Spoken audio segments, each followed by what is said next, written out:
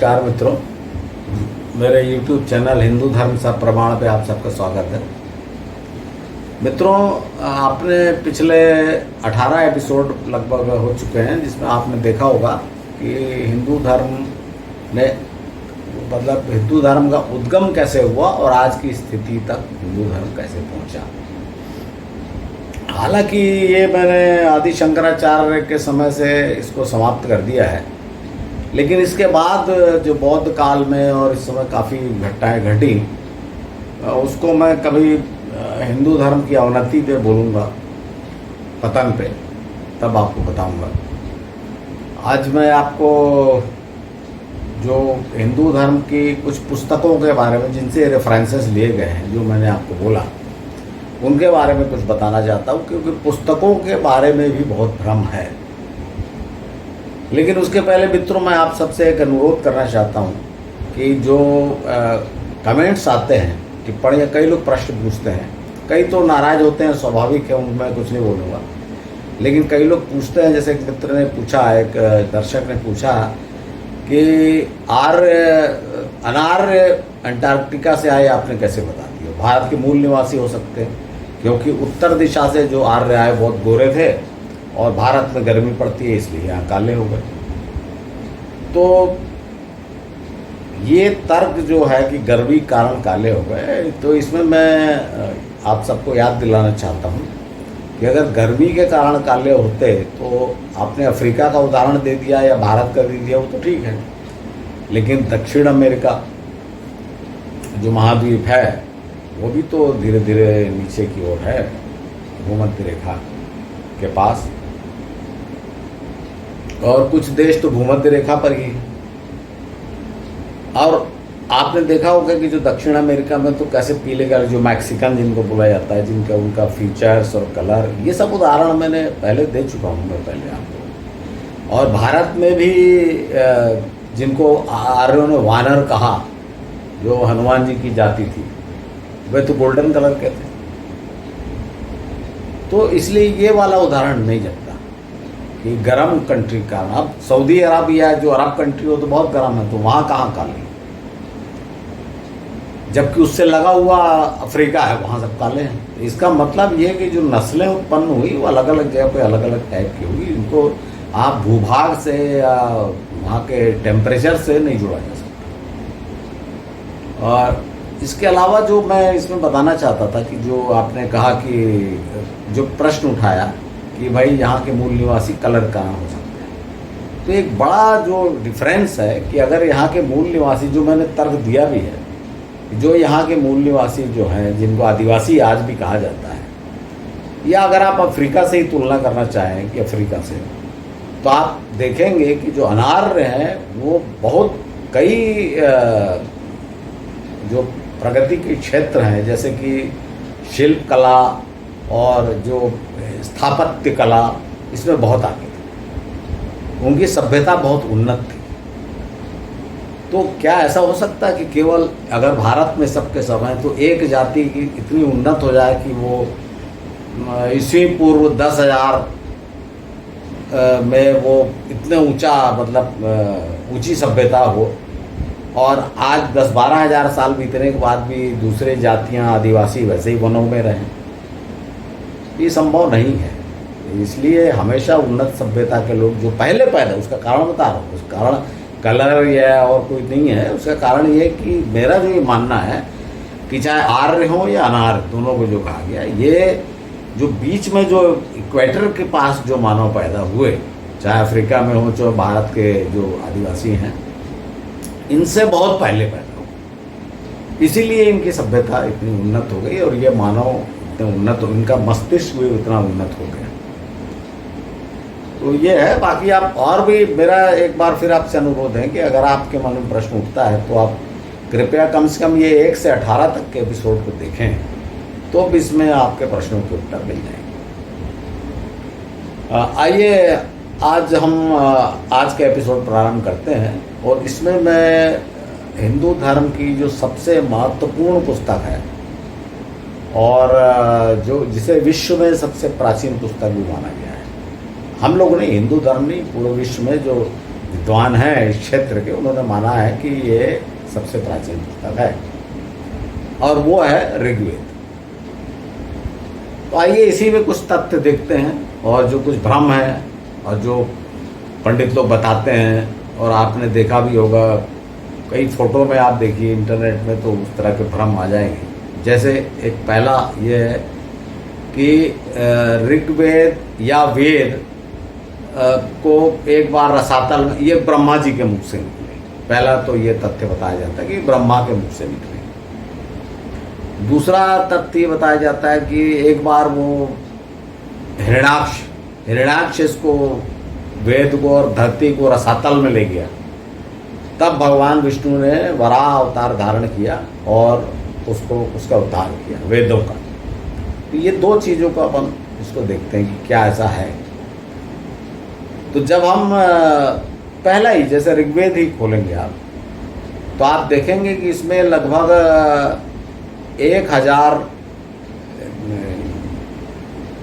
10,000 के लगभग ऋचाएँ हैं, और जो सूक्त कहा जाता है, जो ग्रुप एक, मतलब एक अगर किसी ऋषि ने किसी एक देवता की स्तुति में रचनाएं की तो उनको सूक्त कहा गया, और ये जो 8 से 10 ऋचाओं के एक ग्रुप को सूक्त कहा गया। तो इसमें आप देखेंगे कि अलग अलग ऋषियों के द्वारा, बल्कि एक ही ऋषि की कई पीढ़ियों के द्वारा इन सूक्तों की रचना की गई। तो ये जैसा मैंने आपको बताया करीब करीब 1,000 से ज़्यादा सूक्त हैं और 10,000 से ज़्यादा ऋचाएँ हैं। तो इनमें लगभग एक अंदाज से बता रहा हूँ मैं, लगभग 300 ऋषियों के नाम आते हैं इसमें, 300, और ये कई पीढ़ियों, मतलब सैकड़ों हजारों वर्ष में ये अलग अलग पीढ़ियाँ आई। तो इसका सीधा सा मतलब है कि ये वेद कोई एक चीज नहीं थी, ये एक ब्रह्मा के मुंह से निकला एक वेद बन गया, ऐसा नहीं। सैकड़ों वर्षों में ऋषियों की अलग अलग पीढ़ियों ने, अलग अलग ऋषियों की अलग अलग पीढ़ियों ने इनकी रचना की, इन ऋचाओं की। और ये आपको पता है कि बाद में वेद व्यास जी ने इनका सबका संग्रह किया। तो जब ये एक किताब के रूप में थे ही नहीं, तो ब्रह्मा जी के मुख से निकले, पहले ब्रह्मा जी के मुख से निकले तो ये अलग अलग ऋषियों के मुख से निकले। दूसरी बात, ये रसातल में चले कैसे, वो उसको छोड़िए, वो अपन वो उस पर डिस्कस नहीं करते कि वराह अवतार है, वो बाद में देखेंगे। पर मैं ये बोल रहा हूँ कि जब ये हजारों ऋषि भारतवर्ष में अलग अलग सैकड़ों वर्षों में इनकी रचनाएं हुई, तो एक जो भी वराह अवतार के रूप में हिरण्याक्ष जो है, इनको रसातल में कैसे ले जा सकते, संभव नहीं। तो ये सब क्या कहना चाहिए, उपमाएं हैं, इसको अलंकार है, ऐसा मैं नहीं बोल रहा हूँ कि गलत झूठ लिखा है, ये इसका कि कहीं से उपमा दी गई। जैसे फॉर एग्जाम्पल ये सब ऋषि तो सब ब्राह्मण होते थे, ऋषि थे, तो 300 ऋषियों का नाम न लेकर अगर कह दिया जाए कि सब ब्रह्मा के मुख से, क्योंकि सब ब्रह्मा के वंशज मानते अपने आप को, तो ब्रह्मा के मुख से, ये एक उसका जस्टिफिकेशन लॉजिक है कि क्यों कहा गया। इसी तरह से अगर वो रसातल में ले गया माने कोई जो इनका संग्रह जब बनाया होगा तो कोई दक्षिण भारत की ओर ले गया होगा, जिसको फिर लाया होगा जीत के, ऐसा कुछ हो सकता है। तो सीधा सा मतलब यह है कि ये ऐसी कोई एक चीज नहीं थे कि कोई किसी एक आदमी के मुंह से निकले या कोई रसातल में नहीं है।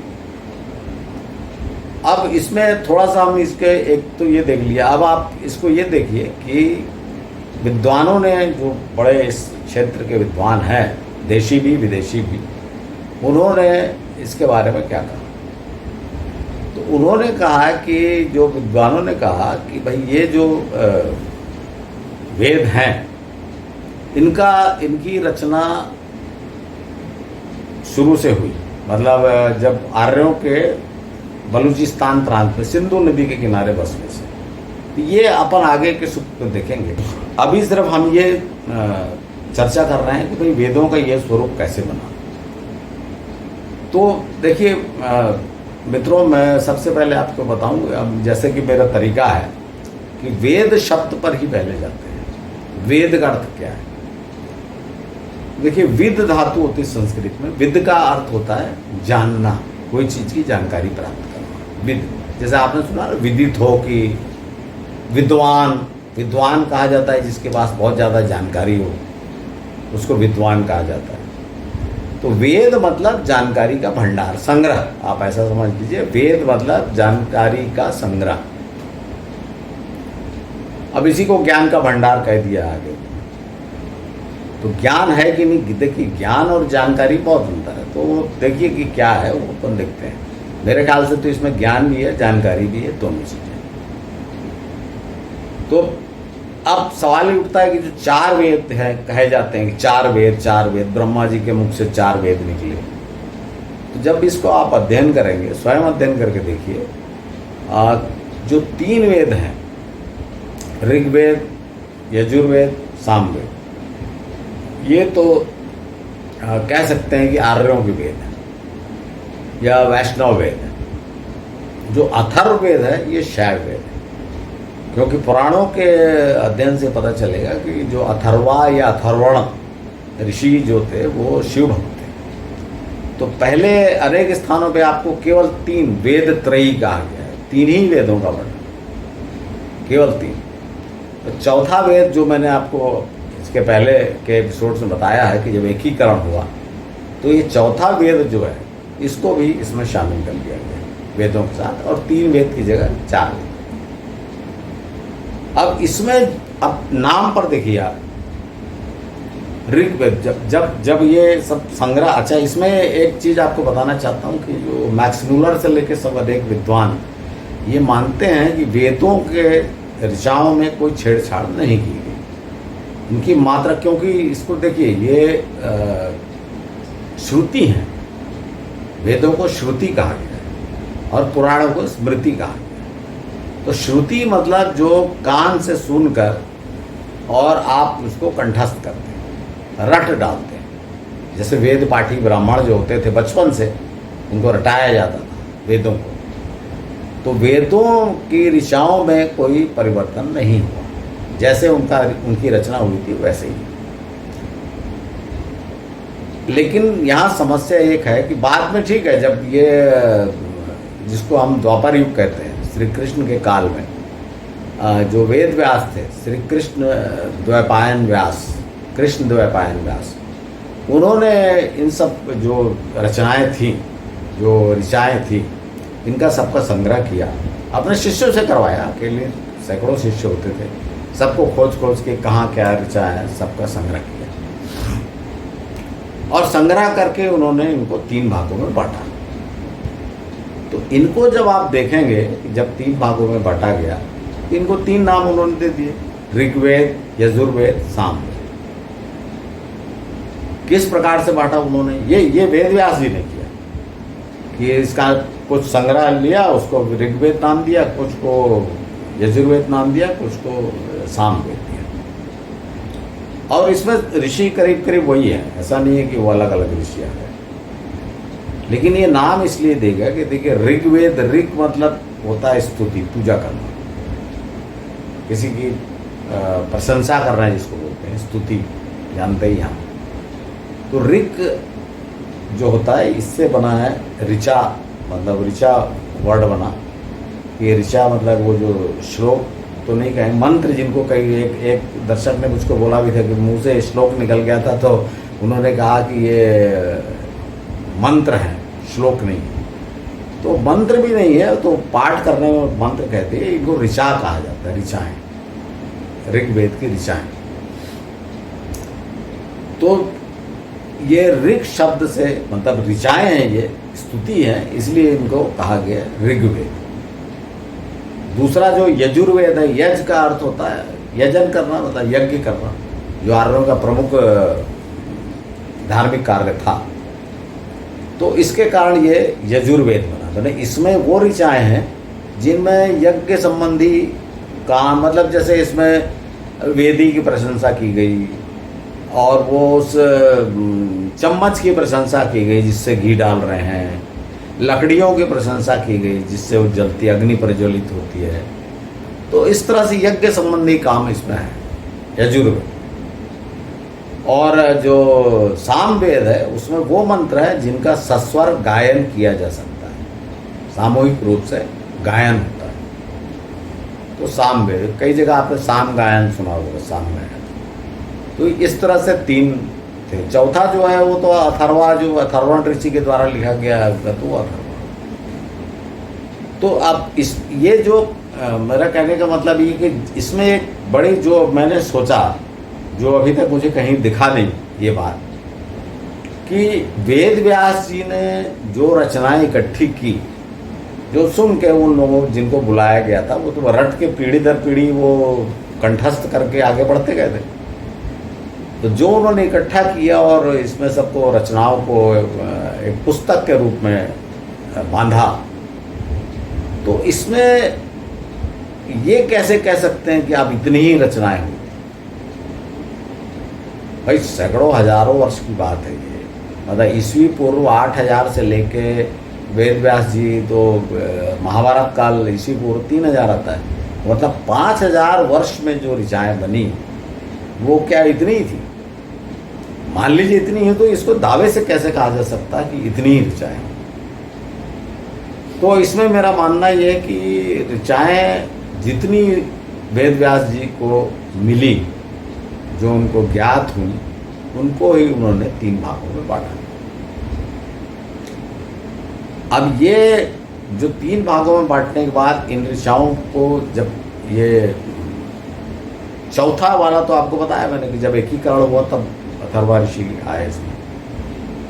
तो जो ये वेद बने, एक्चुअली ये किस प्रकार जो ऋचाएं हैं, कुछ तो इसमें अधिकतर तो देखेंगे आप जब इसको आप पढ़ेंगे तो देखेंगे, स्वयं पढ़ के आप देख लीजिए, इसमें वेद के अलग अलग जो इसमें ऋषि मुनि हैं लिखने वाले, वेद व्यास जी ने 10 मंडल में बांटा है।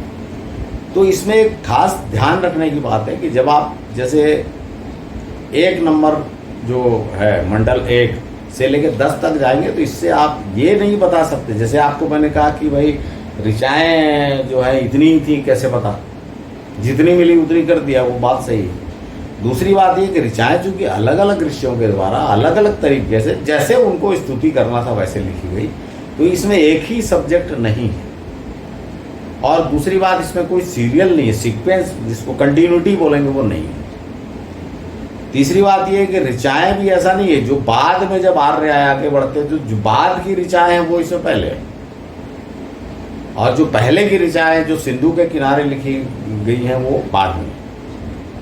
इस तरह से भी अलग अलग है। फिर भी जब इसको आप स्टडी, जैसे मैं आपको ऋषियों का बता देता हूँ, जैसे आप देखिए इसमें ये सूक्त 18 है, ये इसका मंडल 5, 5वें मंडल का सूक्त 18। इसके ऋषि हैं द्वितो मुक्तवाहा आत्रेय, मतलब अत्रि ऋषि के वंश के किसी ऋषि ने इसको लिखा।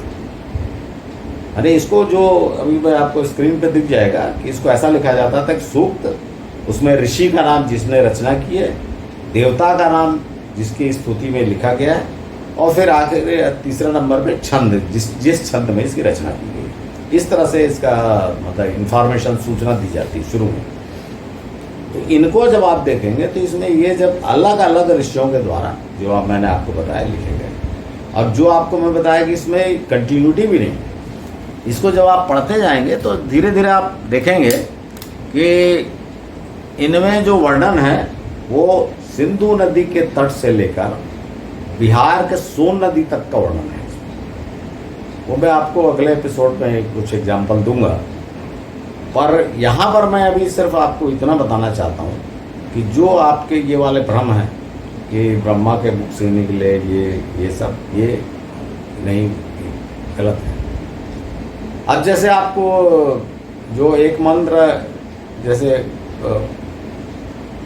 जो बड़ा प्रसिद्ध मंत्र है आपका सूर्य स्तुति का, गायत्री मंत्र जिसे कहा जाता है, ओम भूर्भुवः स्वः तत्सवितुर्वरेण्यं भर्गो देवस्य धीमहि धियो यो न प्रचोदयात्। ये मंत्र भी 2 जगह से लिया गया है। ये एक मंत्र नहीं है।